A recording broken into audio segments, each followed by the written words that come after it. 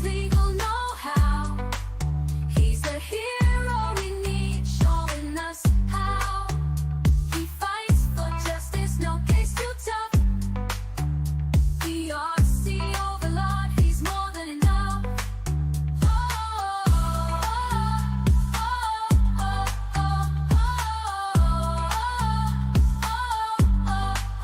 He's more than enough.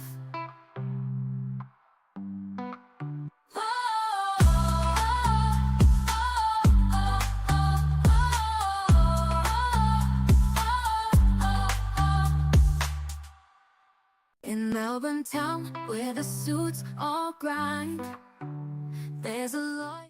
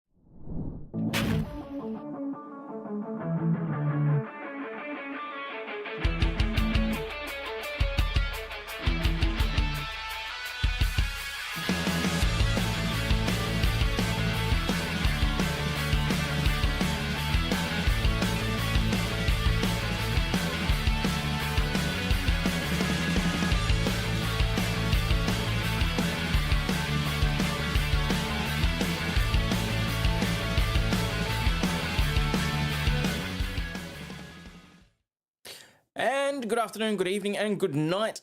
We are back, ladies and gentlemen, for the third stream in the Karen Reid retrial.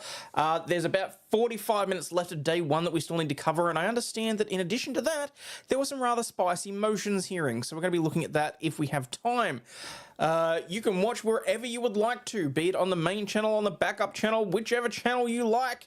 Look, Aussie Overlaw'd new, I do need the watch hours, so feel free, but if you want, like, the redeems and all that sort of stuff, it, for the most part, I believe, needs to be on the main channel. Let's try and go easy on some of that shit, though, because we try and not interrupt the flow of the trials. So, in the interim, let's get stuck into it, shall we? I have restarted back from when Kerry Roberts took the stand. Just because oh, for God's sakes, Bev, try and have a little professionalism, you know? The evidence given to the court and jury in the case now here to the truth, the whole truth, and nothing but the truth, so help you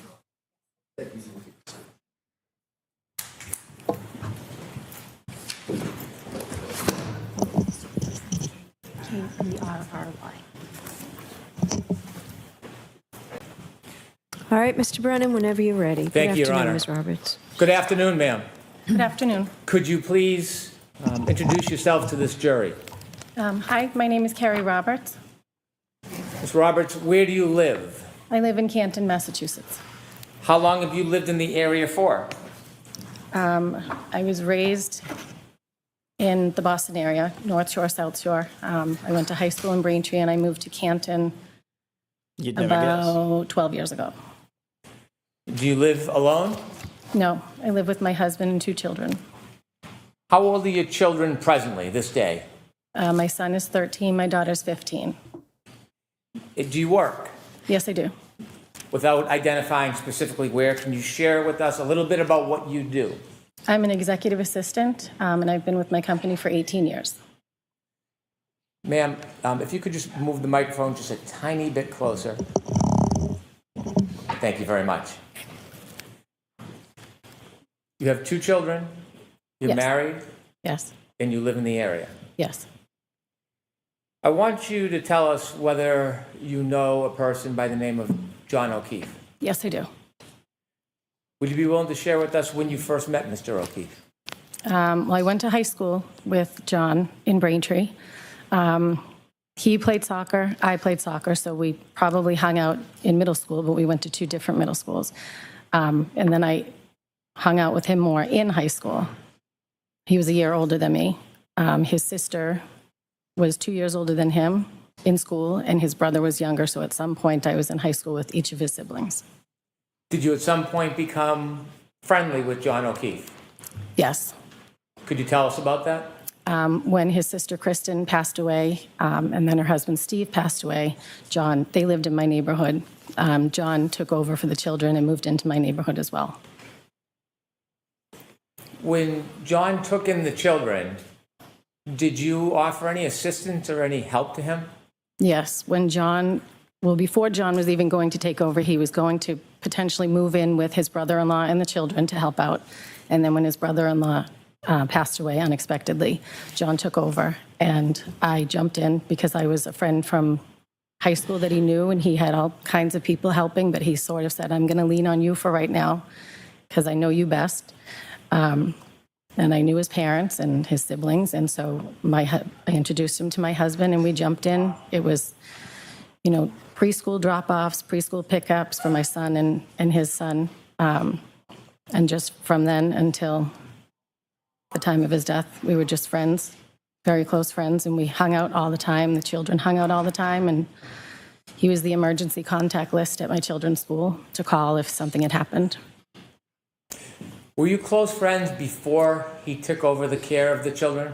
No, I wasn't very close friends with him then. Were you close with his family before he took over care of the children? No.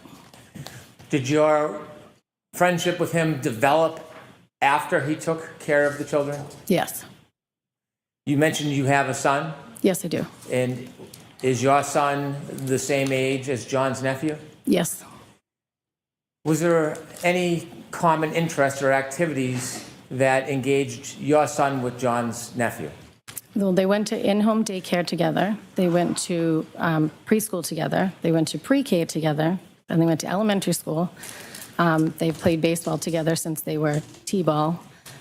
My son plays hockey. Patrick tried hockey. He didn't like that. So we spent a lot of time at the baseball fields together.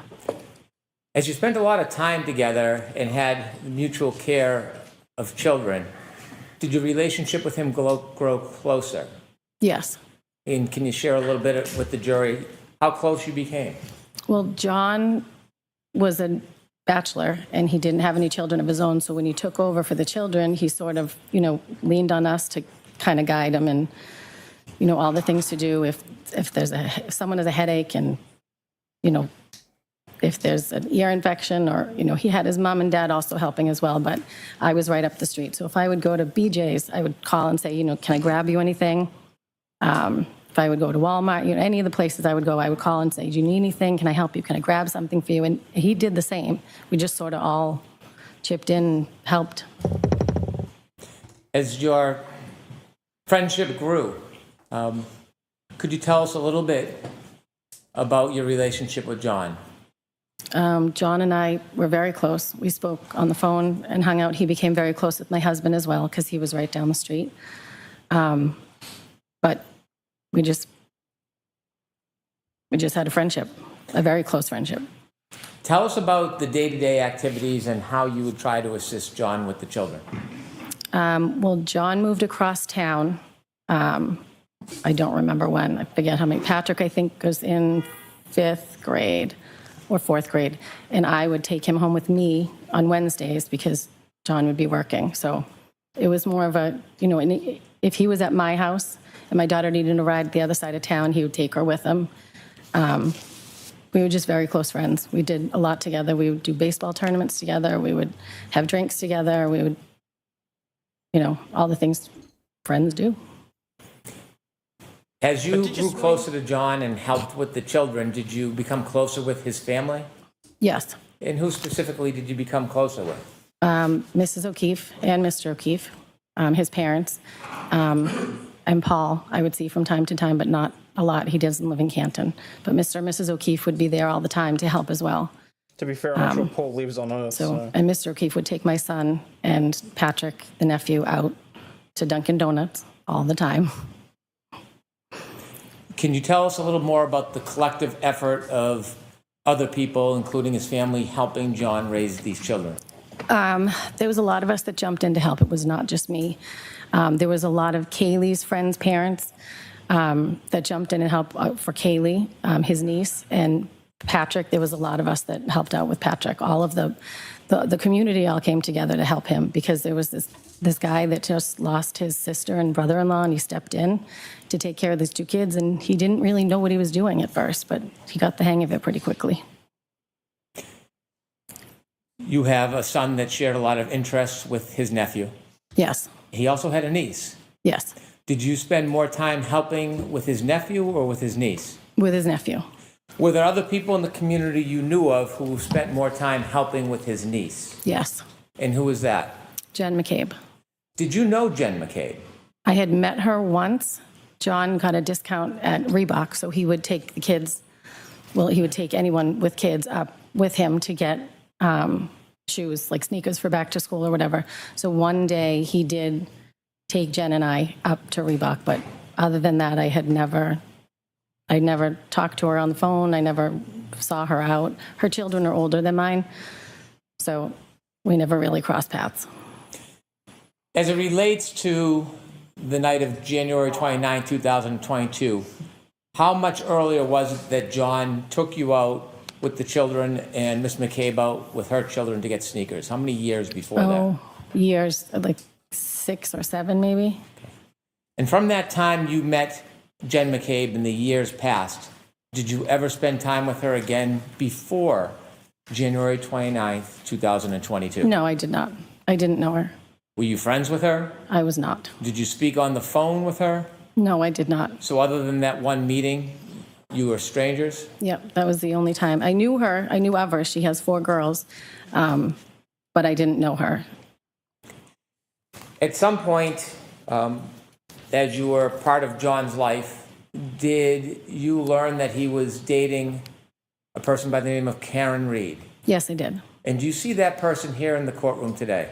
Yes, I do. Could you point her And did you approve of said relationship, or would you have rather see him in a relationship with one of your other friends? out and describe an article of clothing that she's wearing? She has a black suit jacket seated at the front table. When did you first become familiar or know about Miss Reed? July, I think it was, of 2020. John, we were having people over, and so I invited him, and he said, I'm going to bring Karen over. And I was like, I don't know who that is, but okay. He assumed I knew because he had been dating her for a little bit, but it was COVID, so we didn't see him very often during that time. So Karen came over that night. This is early 2020? I think it was summer, so I think it was around June or July. Briefly, just tell us a little bit about where and the circumstances of meeting John and Karen for the first time. They came over to my house and we hung out on the back porch, had some drinks, there was music, kids were around, just a nice, normal summer night. We had other people over as well. Over the next coming months, did you become more familiar with the defendant? Yes, Did you see her more often? yes. And could you generally describe for the jury how you learned more of her and saw her more often? She would take care of the kids a lot, mainly, well, not mainly Patrick, but not mainly Kaylee either. She helped out a lot with the kids, so if we were at baseball, she would come to all the baseball games, or she would drop off or pick up my son or Patrick if they were going to the golf course or the driving range. Would you see her during events with your son and John's nephew? Yes, we did baseball tournaments, and So when you go to baseball tournaments, would that be away, an overnight type trip? one of them was down the Cape. It's true, berries. How often would you spend time with John and the She defendant? really was an outsider to these people, wasn't she? Not that often together, but John would stop by himself. My husband would go out more with John, but I didn't spend much time with the two, not a lot of time outside of the baseball field. Did you become friends with the defendant? We were friendly. Did you ever spend time alone to go out or socialize? I did not. Would you see her when you would pick up or drop off kids, or she would pick up or drop off kids? Yes. Did you ever speak to her on the phone? Yes. In relation to what? Corresponding with the kids, pick up, drop off, mainly Ryan and Patrick, not about Kaylee. Did you ever spend any important dates or times or holidays with John and Miss Reed? No.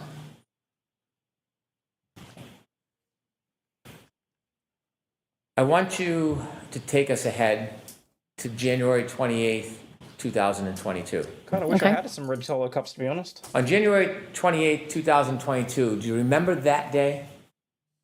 Yes. Crap, I forgot the bingo Generally, cards. what do you remember about the day of January 28th, 2022? There was a blizzard coming, and it was my daughter's friend's birthday. So we were going to be going out celebrating that night, but we did it on the early side because there was a blizzard coming. What was your plan for that evening? We went bowling. We got dinner, then we went bowling, and then I came home because I wanted to be in before the snow started. Had you communicated in any way with John that day? Yes, he texted me. My son had had an issue at school. Patrick had been dismissed, I think, for a doctor's appointment. So he did text me to see how my son was doing. Did you simply text or did you get a chance to speak to him that day? I believe we just texted. Did you go out that night after bowling? No, I did not. Was your husband home? Yes. Did he go out that night? Honestly, Tom Nash, it's this the live stream start at like 11 p.m. my time and go right through the night. That's why I'm having to do everything on replay. So probably not. I mean, it's not that I wouldn't mind being invited. I probably not going to happen. Oh, actually, maybe the Friday. I might be able to join other people on Fridays. We'll see what happens. Just because that's into Saturday morning for me, so I might be able to swing that. He did. He went out with John. And do you know where he was planning on going? They went to McCarthy's, a bar in Canton Center. Had you been to McCarthy's before? Yes. Can you just briefly describe what McCarthy's is? It's a restaurant bar. There's a large bar in the middle, the seating on the left and the right. It's right in the center of town. Do you remember about what time your husband went Maybe out? just hold off for the moment, Swamp. I'm just a little bit concerned that he might Do still not be just remember ever so exactly. slightly I don't radioactive for me. even, I don't know if I got home and then he went out, or if he was already gone when I got home. I don't remember. But it was around, he went out around the same time that I arrived home, which was on the earlier side. How many times had you been to John's home, would you say, over the past couple of years before this night? Oh, many. Many times? Many times. Were you familiar with the house and the driveway? Yes. May I approach you, Honor? Yes.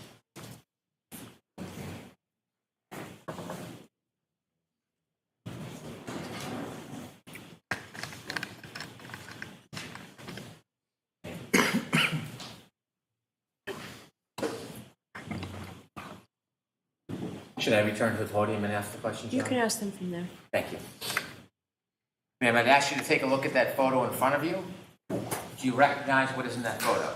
That is John's house. Is that a fair and accurate depiction of how his house looks? Yes, it is. I'd like to move this to evidence, please. Okay, any objection? No objection.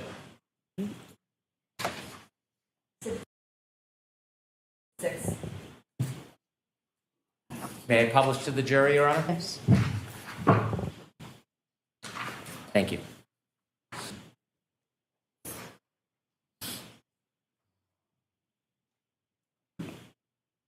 Thank you. You can take it down. I've shown you a second photo. Do you recognize what's in that photo? Yes, that's John's driveway. Is that a fair and accurate depiction of how John's driveway appears? Yes, it is. I'd move that into evidence. No objection. Okay. Exhibit 7 so marked. May I publish? Yes. Could.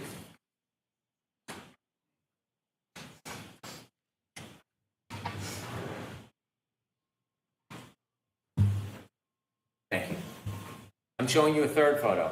Do you recognize what's in that photo? Yes. And could you share with the jury what's in that photo? It's the side of John's house looking up from the driveway. Is there anything you notice on the side of the house? The lights. Or the ring camera. Are you guessing or do you know that's a No, ring camera? I know there's one there And how do you know that? because I got a ring camera and I could look and see who was at my door. And then he said, "Why didn't you tell me about these things?" So he bought one. I move to introduce this photo. Okay. No objection. Thank you. Exhibit 8.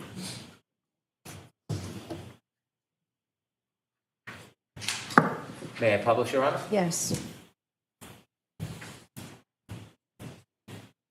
Ms. Roberts, with the laser pointer, could you just point at the picture and show where the ring camera is? On this screen? Yes, please. Whichever one you can do. Okay. Why isn't it working? Nope.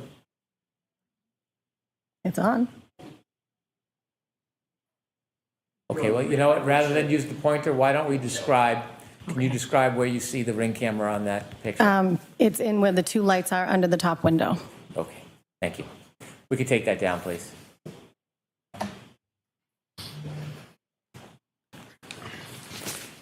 How many times would you guess you had been over to his house? I don't know. More than 50,000. I don't even know. A lot. It was weekly. More than 50. That Thousands? night you What is wrong with you? told us that your husband went out to meet John at McCarthy's, a bar. Yes, he did. Do you remember your husband coming home that night? Yes. Do you have any memory of about what time he returned? I'm guessing, but somewhere around 10:30. So I'm not going to let you guess. Do you know? Do you have a... I don't know. It was around 10 or 10:30. I can't be exact. Did you see him come home? Yes. What was the forecast for that night and the next morning? There was a blizzard coming. Was that part of the decision-making of going out or staying home? Yes. At that time, when your husband came home, did you look outside? Do you have any memory of what the weather looked like around 10:30? I remember the snow started to fall somewhere around 12 because I remember looking out the window and I could see it starting. And that was the beginning of the snowfall? I believe so. What was the weather out that night? The weather that night, I think, was fine. It was cold, but it wasn't snowing yet. I want to move forward ahead. At some point that night, did you go to sleep? Yes, I did. Did you sleep through the night, Ms. Roberts? Yes, I did. At some point, did you wake up? Yes, I did. I want you to tell us what was the reason that you woke up. I got a phone call at 5 o'clock in the morning from Karen Reed. Were you expecting a call? No, I was not. Had you ever received a call at 5 in the morning from Ms. Reed before? No. Share with us what happened that morning. What did you hear? Karen called and the first thing she said was, Carrie, John's dead. And then she hung up.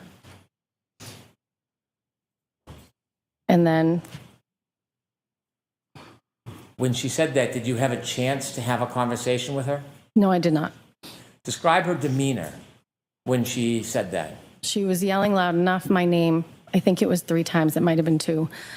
She was yelling loud enough that she woke my husband. Your husband was sleeping next to you? Yes, he was. Was she loud, yelling, screaming? Yes, she was very loud. She was screaming. After she said, Carrie, John's dead, did you know what she meant? No, And did you say this was around 5:15? this was at 5. She called me at 5 on the dot. After she hung up, what did you do? I was half asleep still. I didn't know what was going on. So I started to get up and I think I tried to call her back. I know I tried to call her back, but I don't know exactly when because I was like, what? So my husband said, what was that? I said, I don't know. Something's going on. I don't know what's going on. That was Karen. And then I tried to call her back. I know I tried to call her back, but I don't know if she answered or if she called me back the next time I spoke to her. After you or she called you again, did you have another discussion or did you hear her say something else the second time you spoke to her? Yes, the second time she said, I think something happened to John. I think he got hit by a plow. He didn't come home last night. Kaylee was home. He would never leave her by herself, and I was not supposed to stay at the house last night. So I think something happened to him. Did she say anything about drinking? Yes, she said, we drank so much, I don't remember anything from last night. And I said, okay, where are you now? She said, I'm driving. And I said, you need to go home. Where's Kaylee? And she said, at home. I said, you need to go home and be with Kaylee. She cannot handle this, thinking, her uncle's missing. I said, you're going to get a DUI. You need to go home. Was there anything else in the conversation that she said to you at that time? She said, I'm going to drive to your house. Would you drive my car? And I said, yes. So at that point, I started to get dressed. I turned on the automatic car starter so it would warm up. Told my husband, I don't know what's going on. John didn't come home. And so I think my husband tried to call him, and I tried to call him. And my husband said, "You're not going anywhere. It's a blizzard. He's probably on somebody's couch." And I was like, "I know, but she's really upset. I'm just going to go. She wants to come here. I'm going to drive her car." And then I went out to my car and sat and waited for her. When you called John, did you get any response? No, I did not. As you were waiting for the defendant, did you make any other phone calls? I did. When I was in the car, I thought to myself, well, she thinks he got hit by a plow. I'm going to call the police and see if there was any accidents or maybe something happened. They brought him in. And I spoke to the officer who said, no, nothing of that sort. I've been here all night. And then I called the Good Samaritan Hospital and Milton Hospital to see if they had anybody that was taken in an accident. When you called the police to look for Mr. O'Keefe, did you call 911? No, I called the non-emergency line. Do you know if that call was recorded? I believe so. I'd like to introduce an exhibit. Okay. Any objection?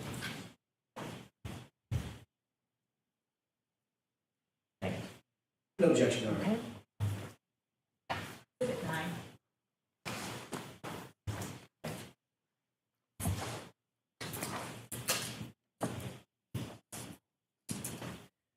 When you called the police, what was your level of worry at that point? I wasn't super worried. I mean, he didn't come home, but they were out drinking, so I assumed, like my husband said, he's probably on somebody's couch. The second call you had with Miss Reed, can you describe her demeanor in that second call? She was frantic. She was frantic. I mean, she couldn't find John, so she was very worried. How soft or loud was that phone call? It wasn't as loud as the first one, but it wasn't a regular conversation. With the court's permission, I'd like to play the exhibit of the call. Okay? Okay, please, good. Hi, Brenda said, calling because my friend's boyfriend did not come home last night. We were at Waterfall, and now she is calling me hysterical because she doesn't know where he is. You didn't take anybody outside the name of John O'Keefe, did you? John O'Keefe? Yeah, he's the Boston cop, and it would be on foot, but No. he probably got a ride and passed out at someone's house. I don't know, but Yeah, no, we didn't lock anybody up or anything like that. And where does he live? he lives on Meadow. They're at the present. He lives on Meadow, off Pleasant. Okay, and where's the white home? You said your girlfriend? With his girlfriend, yeah, they were out having drinks, and then she left and expected him to come home at some point, and he never did. Yeah. And so I said to her, you know, my husband had been out with him earlier in the night, but then he obviously came home. And he has custody of his niece and nephew because their parents passed away. Okay. And so she's home with the niece and nephew, and they're old enough to be home. It's just she's nervous because she never even called me. Yeah. So she's like, I feel like something happened. And I said, okay. Well, so call the area hospital, and nobody happened. I personally think he probably picked him up and he passed out. I don't know. Yeah, where did he didn't drive last night? No. No. Okay. Again, it's more, it would be driven by you. She would have to, call in, come to the station, and talk to us. But I mean, as of right now, it's more, he just didn't come home last night. Is this common sometimes? Yeah. Happen with him? No, that's why. Yeah. So he didn't call his niece. That's kind of why she's more freaking out. So I figured I called the area hospital, I said I would call Kansas police just to make sure he didn't get picked up. But like I said, he's Boston police officer, really knows best people. If anybody could pick him up, Yeah. please pick it up. Okay. Again, we don't have any bullets party or something. Yeah, no. Unfortunately, I wasn't there. I was stuck here. But we didn't get any calls, anything like that. Nobody was arrested or anything like that. Okay. All righty. All right, well, thank you. All right, no problem. Good luck. Okay, See ya. thank you, bye-bye.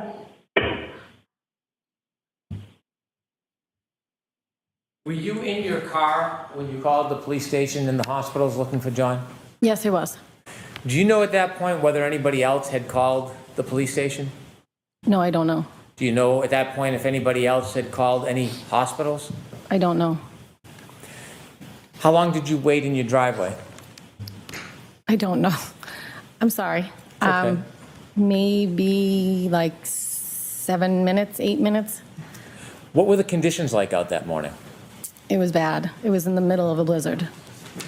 When you were outside in your car in the driveway waiting, describe the lighting conditions for us. It was still dark out. It was 5 o'clock in the morning and it was snowing, so it was not great. How was the visibility? Not great. It was coming down really fast at that point. You said that night when you went to bed, the snow just started. Had snow accumulated at that point? No, I don't think so. It was just starting to stick. I'm sorry, that was the night before, but at this point when you were in the driveway, had the snow accumulated? Oh, yes. Do you know how many inches it was? No, I don't. Okay. Enough that the plows are out. As you were waiting for the defendant, did she arrive at your house? She did not. What happened? Again, I don't know if I called her or she called me, but eventually we connected on the phone and she said, I said, where are you? I'm waiting. And she said, I'm at Jen's house. And I said, Jen who?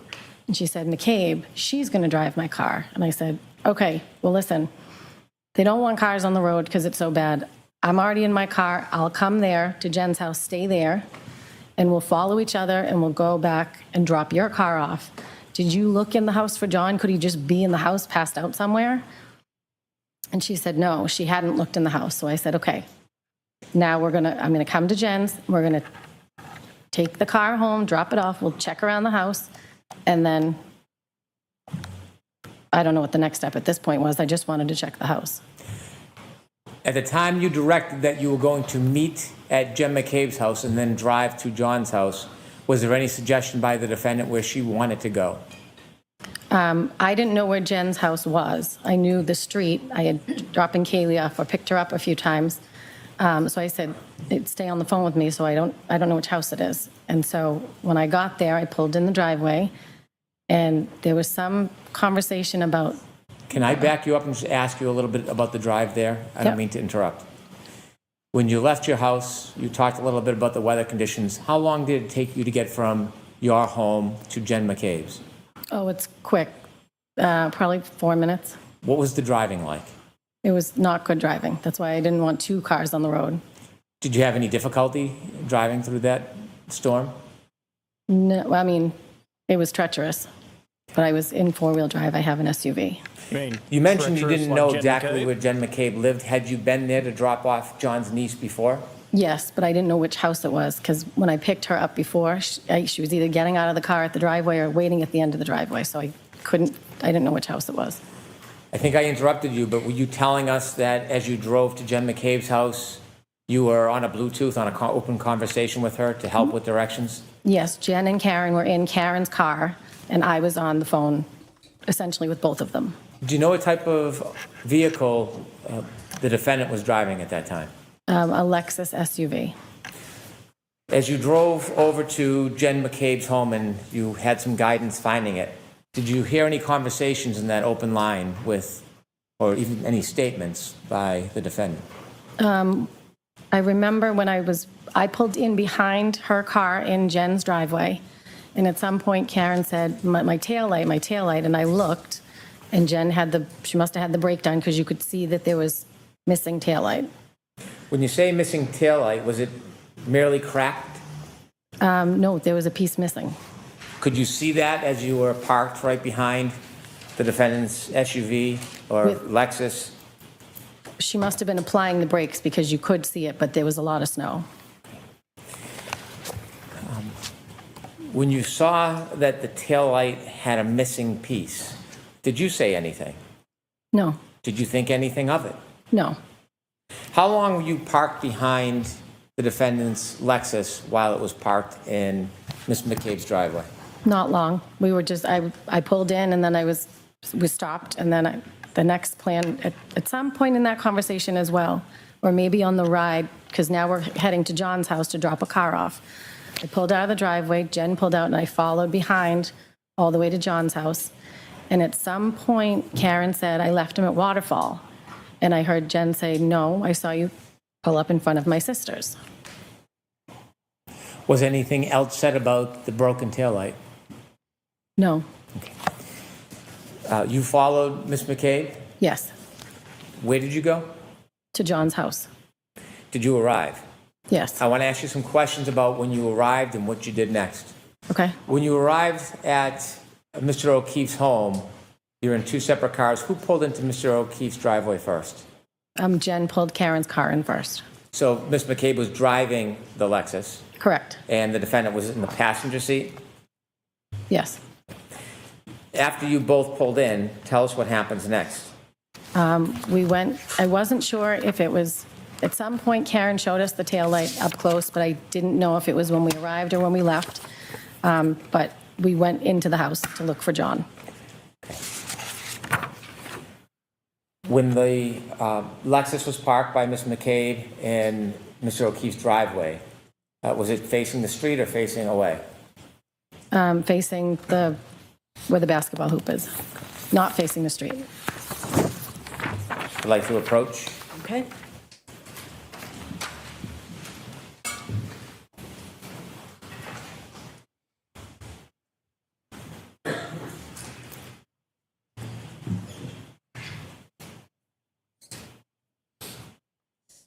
I'm going to show you a photograph.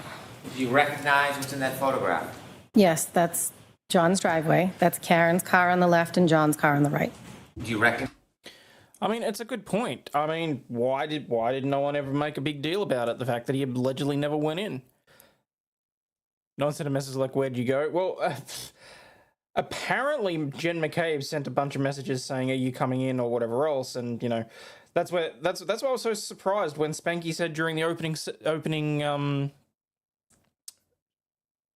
comments, the opening statements that, oh yeah, apparently he got hit and then there was a good 20 seconds where he looked at his phone, looked at a text message, and then fell.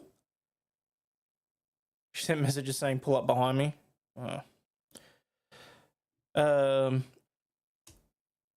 Which interview did she say? I know I said I hit him, but did I really say it that many times?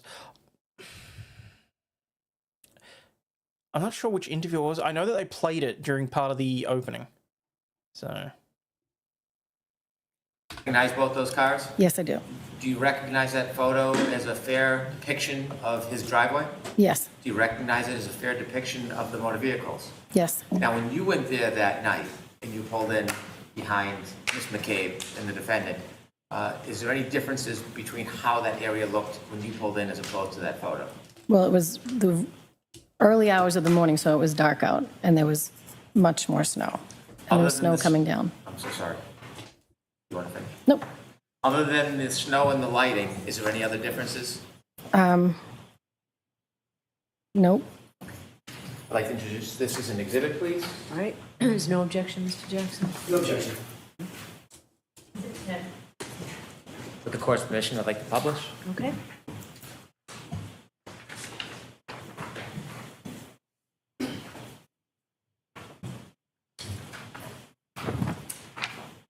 And to help us understand, you see on the left is the house.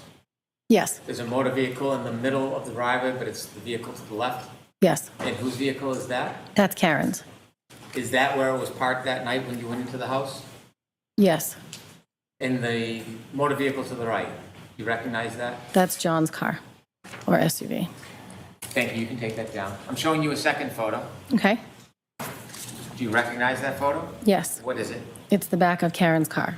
Does it look like a fair and accurate depiction of her car as it appeared that morning in the early morning hours to you? Yes. Do you notice anything that's distinguished in that photo? The piece that's missing in the taillight. Which one?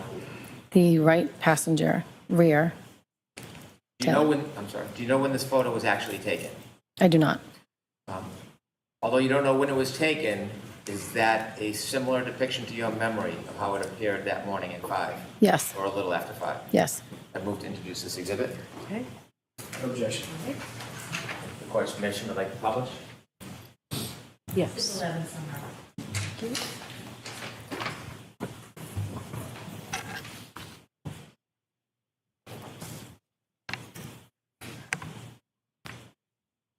We could take that down, please. After you arrived at Mr. O'Keefe's house, what was the plan to go inside? What were you looking to do? To go inside and look and see if he was passed out somewhere. So we went in through the garage, and I started looking. I think Jen ran upstairs to Kaylee's bedroom, and I just started looking through the living room. Basement door was locked from the inside, so I knew he wasn't in the basement. And then I checked the other living room. He has a big house. Then I went to the top of the stairs to check his bedroom. As you looked around, what was your mood? What was my mood? Yes, were you calm? I mean, I was worried, so we were, at this point, Jen had already established that they went to her sister's. Sustained. Okay. Jen had already. Hold on, Ms. I'll Roberts. ask the question better. My apologies. How many rooms did you look through in John's house? 1, 2, 5 or 6. Did you see Miss McCabe looking in rooms as well, searching? She went upstairs when I was looking downstairs. At some point, as you were looking, did you see the defendant? Yes, Was she looking with you? she was in John's room. What was she doing? She was just standing there when I came up to the top of the stairs. Did she say anything? No, Did she do anything? no, Was she searching? I don't know. She was in the room. What happened next? At some point, Jen earlier had said, Well, let's not talk about what was said. Okay. Let's Well, just talk about the plan best at you this can, point your- is to your go to memory of what 34 was done. Fairview. Ms. Roberts, I know that I'm just going to ask you to wait for a question Okay. because we can only get one person at a time. So next question, Mr. Brennan. Again, my apologies. And so as you're looking through the house, you don't find John. What happens next? the plan was to go back to Jen's sister's house. Who made that plan? Karen wanted to go back there. Well, tell us a little bit about that. How did that conversation come up, and share with the jury what was said? And the car ride to Meadows, Karen said, I left him at Waterfall. And Jen said, no, I saw you pull up in front of my sister's. So then Karen said, we need to go back to your sister's. And I said, no, we're going to go to Meadows, and we're going to drop the car, and we're going to look there. Then we'll go there if we don't find him. When you were at the house, Meadows, John O'Keefe's house, and you didn't find him, was there any further conversation about what the next steps would be? I said, let's go. He's not here. But I didn't know where Jen's sister lived. So we got into the car. Jen was in the passenger seat. I was driving my car. Karen was in the back seat. Did you And Jen begin, was giving directions. did you begin your way towards Meadows? Yes, And it was Miss McCabe who was giving directions? yes.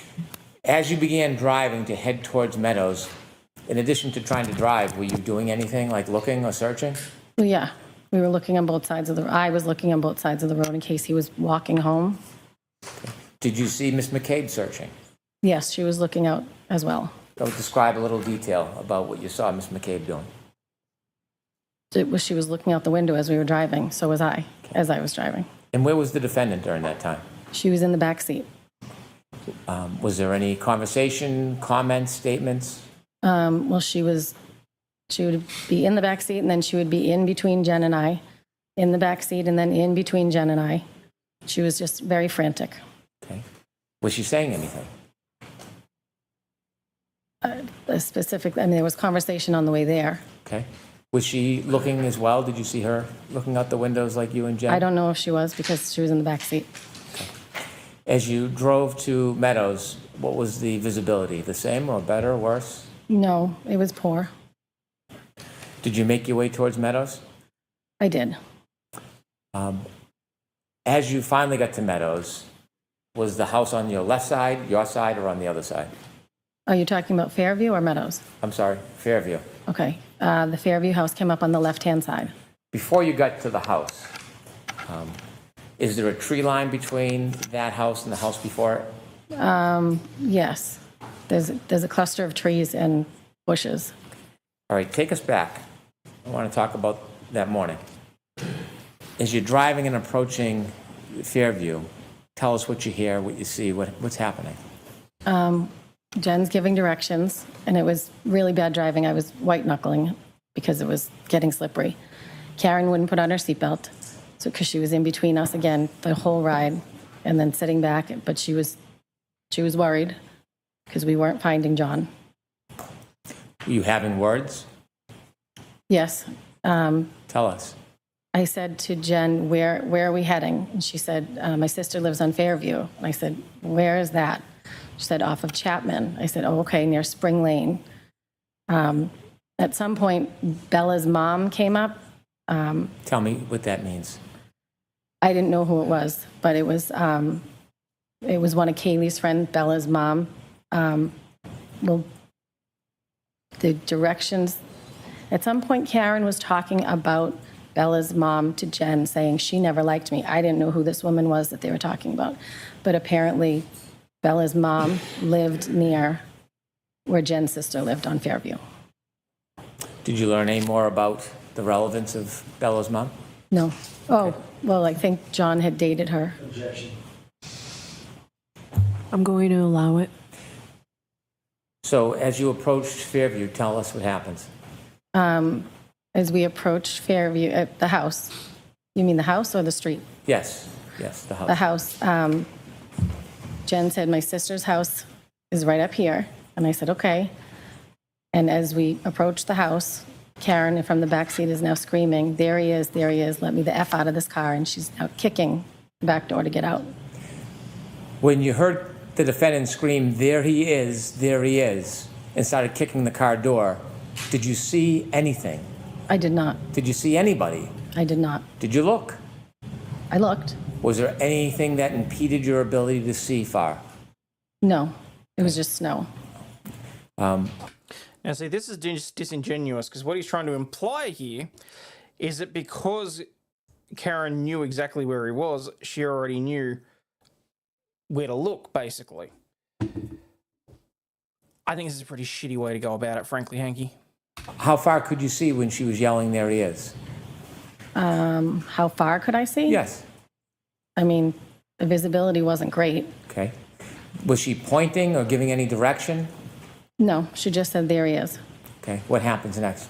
And then I unlocked the car. I looked over, I didn't see anything, and I unlocked it so she could get out of the back seat. I looked at Jen and I said, she's crazy.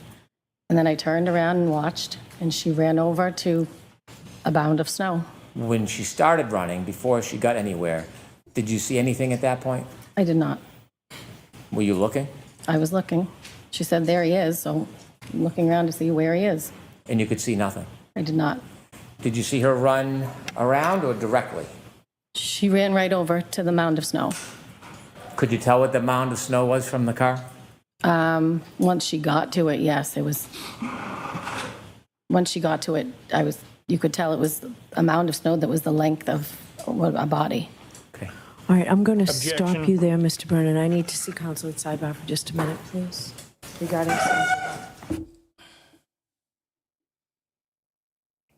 All right, so it looks like that's going to be the end of the day, which means I need to bring up wherever the hell these motions were. Hey, Simon, yes, I'm basically watching everything on rewatch, because I can't make it live, unfortunately. So I presume that they actually streamed the motions at the end of the day, didn't they?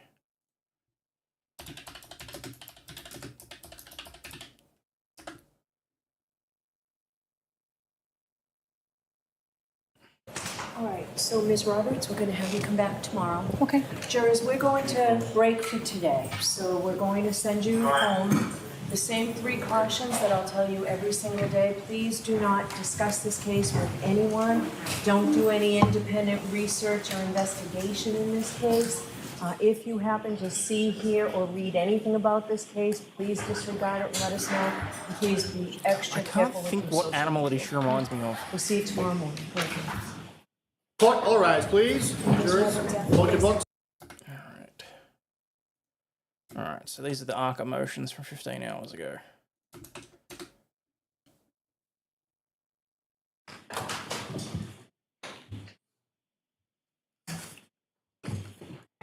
Please be seated, court is in session.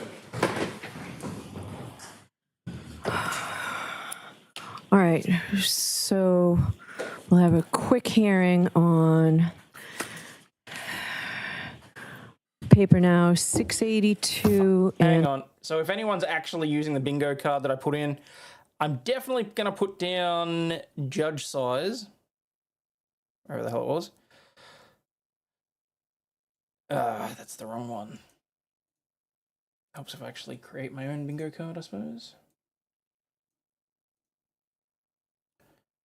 So what we have? We had lip smacking. Technically, we had the firefighter, although I don't think I had that. Bev size, free space. She called a spot sidebar. We had cross-examination from the firefighter. We had scratch marks, body on the front lawn, and bad weather. Everyone's lying except Karen. Well, I don't know. I mean, at this point, even if she is guilty, as far as I'm concerned, the way that the investigation was conducted, for the sake of society as a whole, she should get away with it. But anyway. 680. First, Commonwealth's motion to enforce compliance with the court's April 16th, 2025 ARCA discovery order. Mr. Brennan, you said you could be brief on both of these, so I'll hear you. Your Honor, I'll get right to the point. On the motion for compliance, our position is the defense did not comply with your order. This has been an ongoing issue which relates directly to the credibility of potential ARCA witnesses. This is information based on the history and representations made in this case that we're entitled to. I did note before these were produced that we have watched video footage from unaired video from the documentary. We clearly knew that there were text messages and correspondence beyond what was represented to the court. It is not a surprise that I did receive these lists of text messages and calls after I made those comments. However, there is no text message content. There is 99 texts to Mr. Wolf, 6 texts to Mr. Rentschler. That does not reconcile with the past positions and representations of the defense to this court and to the Commonwealth. In addition, there are a number of phone calls. And those phone calls, again, I would suggest do not reconcile with the past representations. We have 52 minutes of phone calls on 5 calls with the ARCA mainline, 133 minutes, 20 calls with Dr. Wolf, 57 minutes, 23 calls with Dr. Rentschler. I find it difficult to accept that these were all for scheduling purposes. We also had your Honor's order, not just for the communications, which are not a complete or a fair production, but there was a order by the court to provide all correspondence, text messages, emails, not just with Attorney Jackson, but with the entire team, including the defendant, Karen Reed, and we have received nothing. This is important because if we look at the first half of ARCA's potential testimony, which is limited to their prior report, we cannot fairly and effectively cross-examine the witnesses until we have the information we're entitled, and that's why I've also asked and suggested that ARCA should be ordered and required to provide that evidence as well so that we can see what is there. It is concerning that there are this many texts, this many phone calls, and the fact that this is totally in contrast to what was represented in the past. So before there's even a thought of ARCA testifying, I think we're entitled to the full discovery that we asked for, the full discovery that the court has ordered. I don't see anything to do with billing or anything else beyond these text message and phone call logs. I want whatever content is available. I think it's relevant material. It's pursuant to your order, and this is woefully incomplete. Should I dive into the second motion? Yes. So I can move quickly. The second motion, part of it is moot in some respects. I won't go through.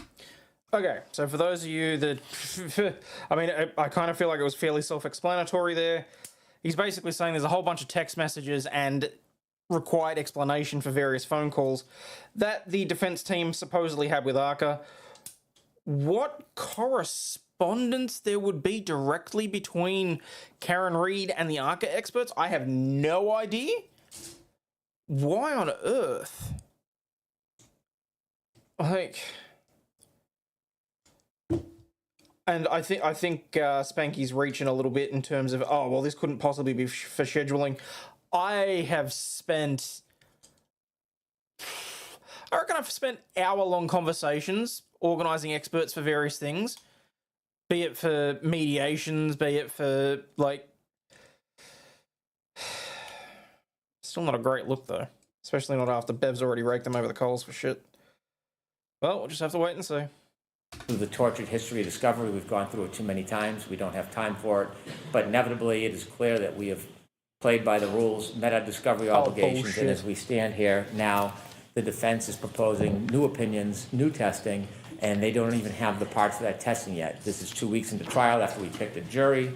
This is, at the time of the opening, it is ambush, it is unfair, and we have no ability at this point to reconcile or deal with new opinions and new information. Importantly, the defense's position is they may or may not have a report by May 1st.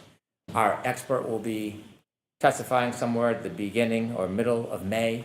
He is away, he is not available, and so anything we receive at the beginning of May or end of April, we'll have no opportunity to look at, vet, test, reconcile, or even engage in our own testing. This was my concern all the way back in November. I'm not Nostradamus, but this obviously was something that worried me that actually occurred. And so at this point, it would be fundamentally unfair for the defense to get a benefit for failing to comply with discovery orders by waiting until February to seek permission with ARCA. They could have called any expert, asked for any expert they wanted. They didn't. They chose this method, and this is the consequence of it. And at some point, the defense has to bear the burden of their decisions. We will not have the ability to rush through, have Dr. Retrial come in days before his testimony, try to reconcile, be inadequate. I've had a brief correspondence with him. It's simply impossible. That's why we suggested, although we certainly didn't want to move the trial date, that was the only remedy if the court was going to allow any new opinions, evidence. I say to the court, that they should not be allowed to offer absolutely anything new, not only because they missed the discovery deadline, that's technical, but the reality is we're all trial lawyers, we've all tried a lot of cases. It would be a disadvantage, fundamentally unfair, and because of their own choosing. And so anything new we will not be able to reconcile, we would not be able to proceed with our expert in a fair manner. Thank you. Okay. Mr. Alessi, is this you? I'm going to ask you to be as brief as you can be, please. Excuse me? Your Honor, I understand your request to be as brief as possible, but this is the first opportunity the defense has had to respond to almost every allegation that's been made. We haven't had an opportunity, so I certainly respect the court and what the court's request is, but it is going to take a bit of time to put facts out. And I want to separate two categories that the Commonwealth has conflated.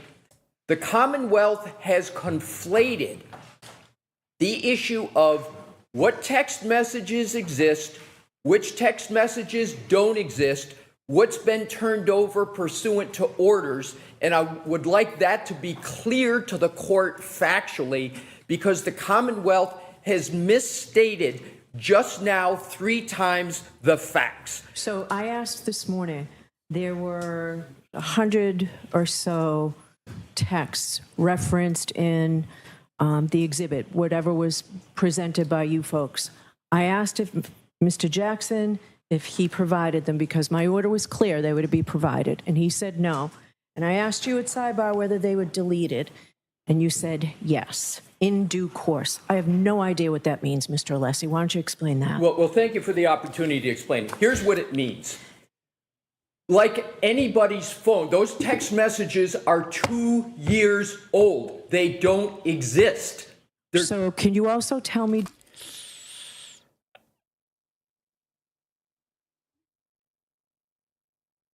I mean, I've got texts on my phone from a decade ago. I don't know if that's a great argument. I mean, are they using WhatsApp deleting messages? Okay. Doesn't the aren't the ABA guidelines the council are supposed to keep everything in a case for 5 or 7 years? 7 years, particularly. I mean, for us, we have to keep everything for 7 years, and after that we have to notify the clients to be able to destroy files or delete things, unless it's like I think if the files are over like 20 years or something like that. I do not believe that is the ABA rule with regard to experts. I'm unaware of that. In regard to your client, and this was in regard to your client's case, right? I'm sorry, Your Honor, I didn't hear you. Records kept regard to your client's case, which these are experts that were, I mean, there's 100 text messages leading up to trial when I was told that by you that there was a pause email and then all of a sudden out of the blue a bill appeared in July. This shows that's not true, Mr. Lessie. Your Honor, that was a different question that Your Honor asked me back then. That was about emails. That was not about text messages. Have emails been provided? Yes, Your Honor. Okay. All emails have been provided. And that is why we are in compliance with all orders. And I will say also with regard to text messages, we have provided, pursuant to every order, every single text message that exists. Mr. Brennan just said, I believe there has to be more there. There's not more there, and I don't believe there can be an order of preclusion based upon the speculation of opposing counsel that there must be more. We affirmatively created a document, Your Honor, to be more transparent than the records, where we summarize all of the communications. Yes, we don't have the text of the text messages, but we were completely forthright and set forth every text that was made. Plus, we turned over from Ms. Little, the only other person on the defense team who communicated with ARCA, we turned over her texts and the text of her text messages. There is nothing else in existence to provide, and importantly... Okay, I'm going to admit I'm a little confused here. How do you turn over the texts and the text of the texts? Did you turn over the contents of the messages or not? The existence of the messages themselves is not the same as handing over the contents of them. I'm concerned here. And to answer your question, yes, text messages themselves should be preserved. Be that by converting them to a form that is printed and put on a file or saved electronically or something like that. This could be problematic. The defense was under no order to preserve the text of text messages. And we have never received, as part of discovery in this case from the Commonwealth, any communications between the Commonwealth and its several experts. That has not been what has occurred in this case. But of course, once Your Honor on Friday issued that order to provide everything, we provided everything we can that we had. The bottom line is, Your Honor, we've turned over absolutely everything we have, and in addition to that, we created a document so that it would be easier. We're the one who showed all of these text messages from Mr. Jackson historically. We created that document. There's no basis for a discovery violation. There's no basis for an order violation. We are in full compliance. So that's the prong one, Your Honor. Prong one is what Mr. Brennan has alleged is incorrect because we turned over, and we did it recently and consistently. We've turned over all emails and Ms. Little's text we provided. There are no text messages in 2024, and there's no order that required those to be preserved, and there is no discovery violation because we can't be in violation of not turning over something that doesn't exist. All right, go to the second. Thank you, Your Honor. Motion. The second part of the motion, Your Honor, is the most maddening for the defense. And this is the timeline that I can go through very, very quickly. And essentially, what the Commonwealth just argued is we will be so prejudiced that if we get the work that ARCA is underway, working on, that we will be prejudiced because we won't have enough time to address it. Your Honor, the facts show that the timeline for this has been caused by the Commonwealth, not the defense. And I can do it quickly.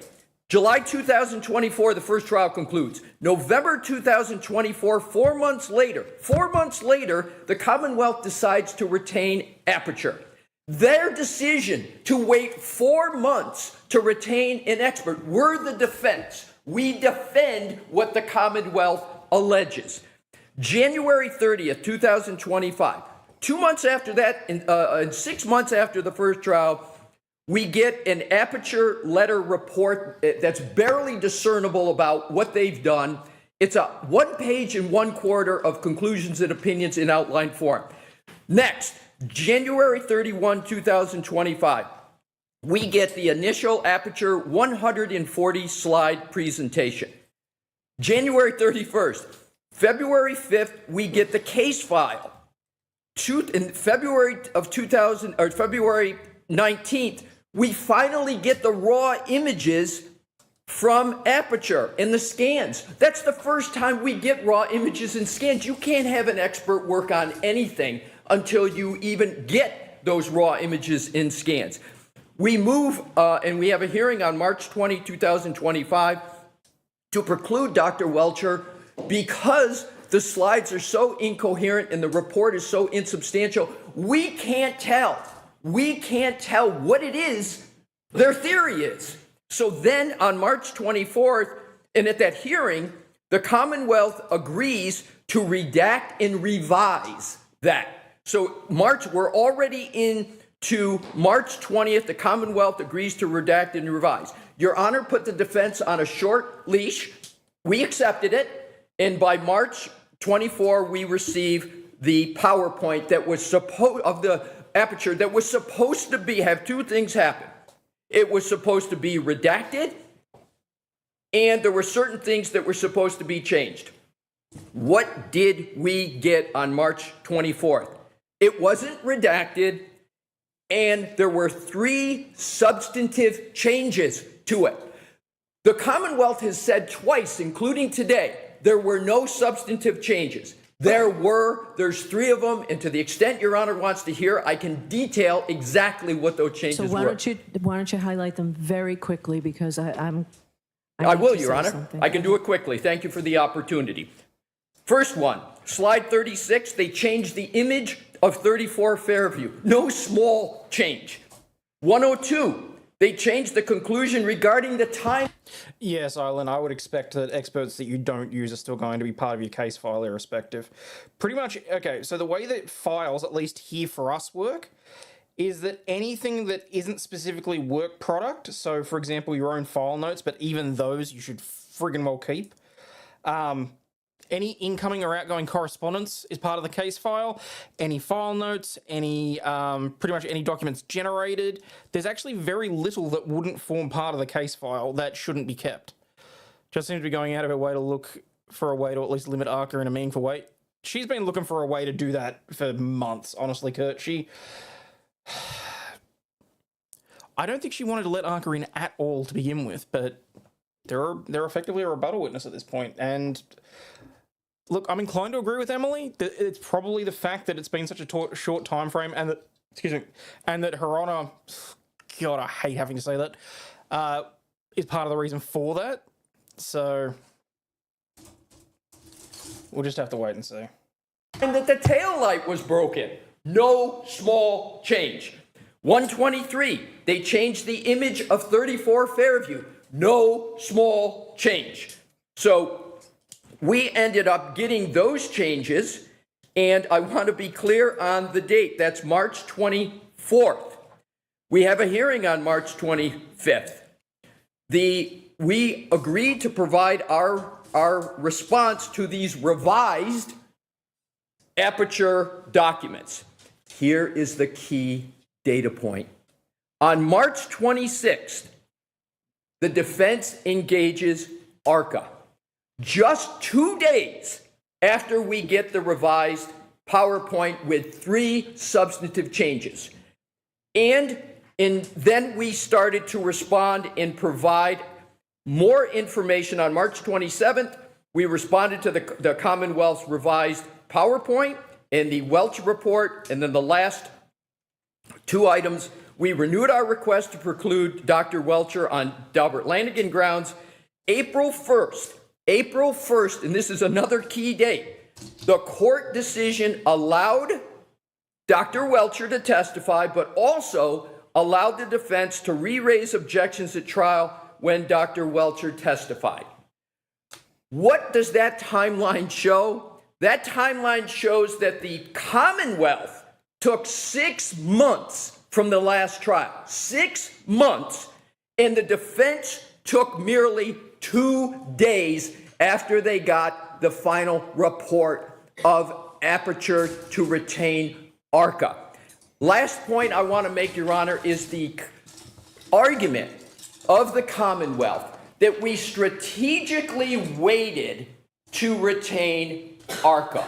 Nothing could be further from the truth. As the court knows, and has been the case with this unorthodox situation, ARCA was retained by the U.S. government.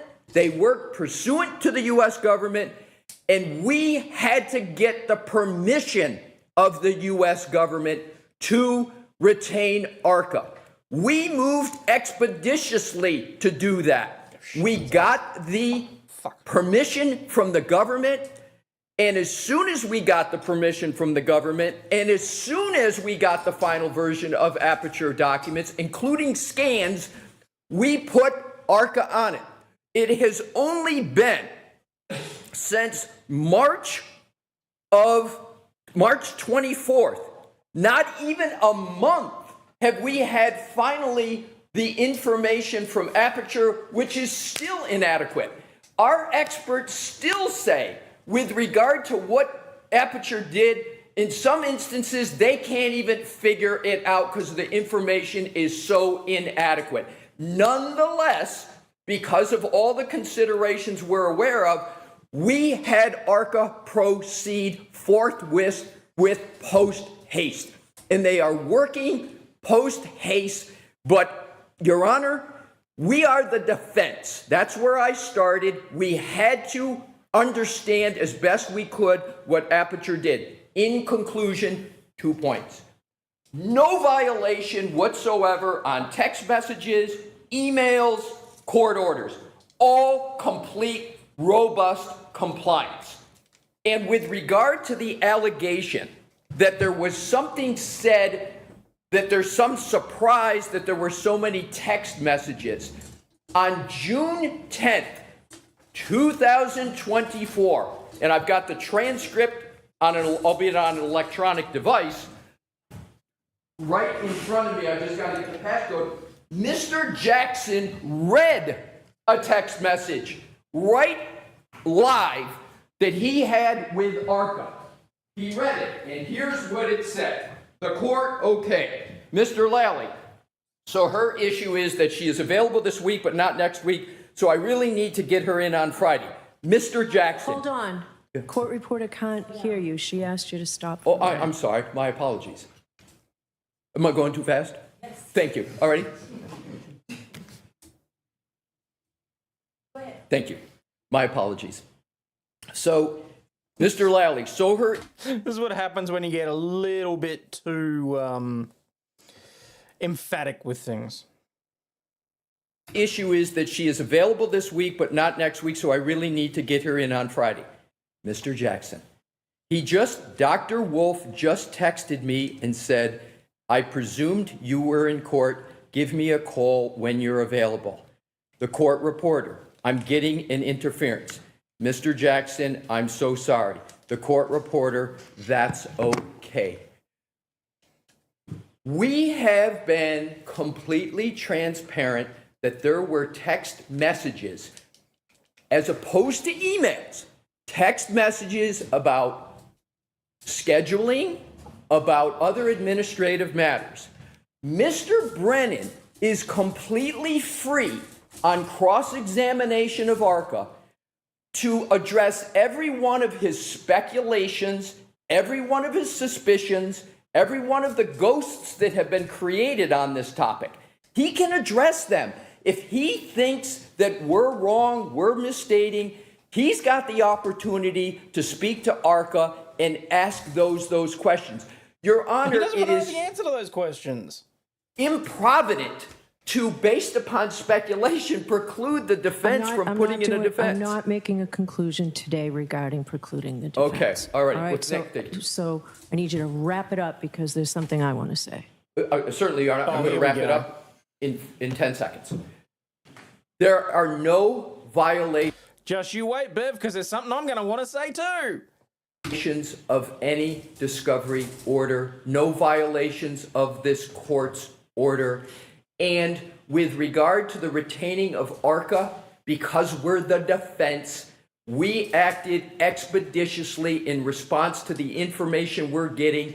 And this can be tested with ARCA, the statement I'm going to make. To this date, ARCA still has trouble understanding what it is that Aperture did and didn't do, which was the reason for my Dalbert Lanigan motion, but we proceeded nonetheless. Happy to entertain responses to any questions. All right. No, thank you. All right. So as you all know, I previously wanted you to have a seat, Mr. Alessi. Thank you, Your Honor.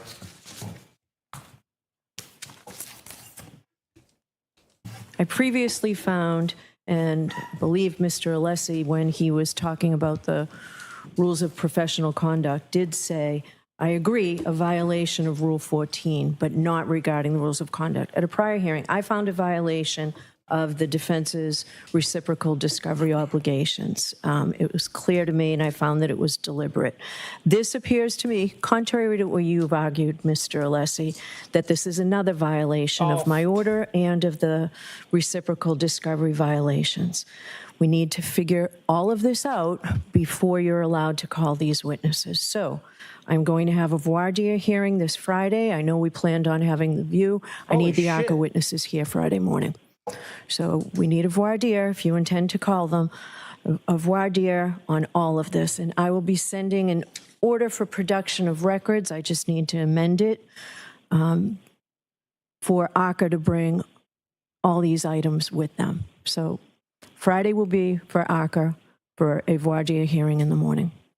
So we'll see you tomorrow for trial, Friday morning for this. May I inquire briefly for scheduling purposes? Yes. In light of the hearing on Friday, will it still be half a day, or are we expected to call witnesses on Friday? No, it will be, if we could do, Mr. Alessi, how long do you think this voir dire might take? I don't have an answer for you. Why are you asking him how long the voir dire might take? You're the one that's just sprung it on everybody that you want them there to inquire upon them yourself. Really, you're the one that sets the time frame for how in-depth you want to go on that. Yeah, and she's given them a day to get the ARCA experts in there and for ARCA to get all of their information together as well. Fuck no. Your Honor, right now, because I've got to talk to ARCA and I've got to understand what they have and what they don't have, so I think, in fairness, I think it could take some time. All right, so no witnesses for Friday, and I think we'll give the jury the day. And will it be a full day on Thursday? Yes. Thank you very much. Yes. All right, so we'll see you then. I will issue an order hopefully before the close of business today. Jimmy, can you stay and get this out today? Sure. Okay. All right, thank you.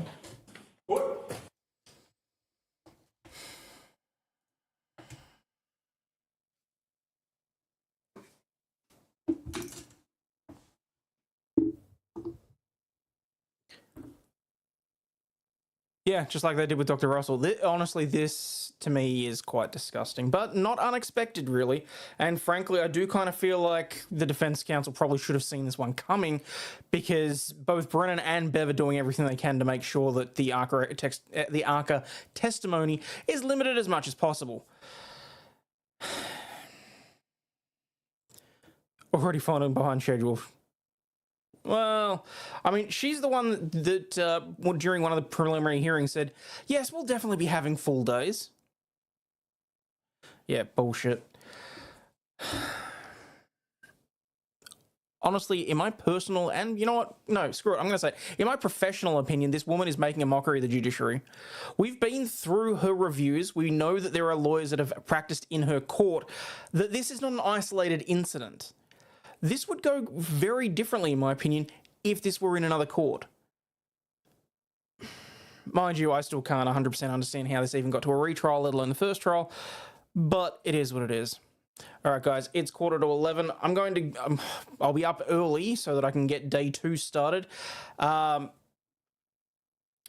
will, where are we? I will shunt everybody across to someone that's going to be going live with day 2, which should start in about 15 minutes. So just give me a second. All right, if you're on the backup channel, please remember to double check whether or not you've hit the subscribe button, because that's really what I need to do at the moment, is up the level of subscribers. Otherwise, just make sure you've hit the like button. Thank you very much. P's and Q's and all that jazz. All right. And... oh, apparently Kurt's just gone live. Exactly, rules for thee and not for me. I know, right? All right.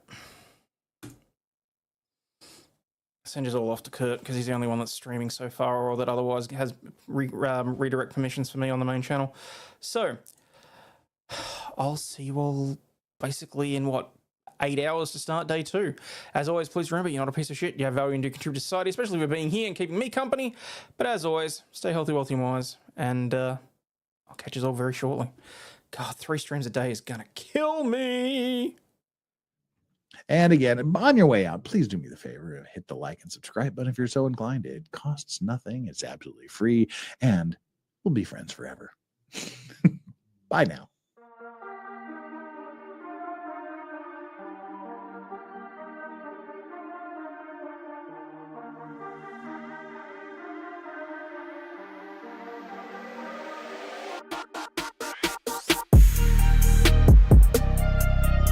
This shit, I'm out. Fuck this shit, I'm out. No thanks. Don't mind me. I'ma just grab my stuff and leave. Excuse me, please. Fuck this shit, I'm out. Nope. Fuck this shit, I'm out. Alright then. I don't know what the fuck just happened, but I don't really care. I'ma get the fuck up out of here. Fuck this shit, I'm out.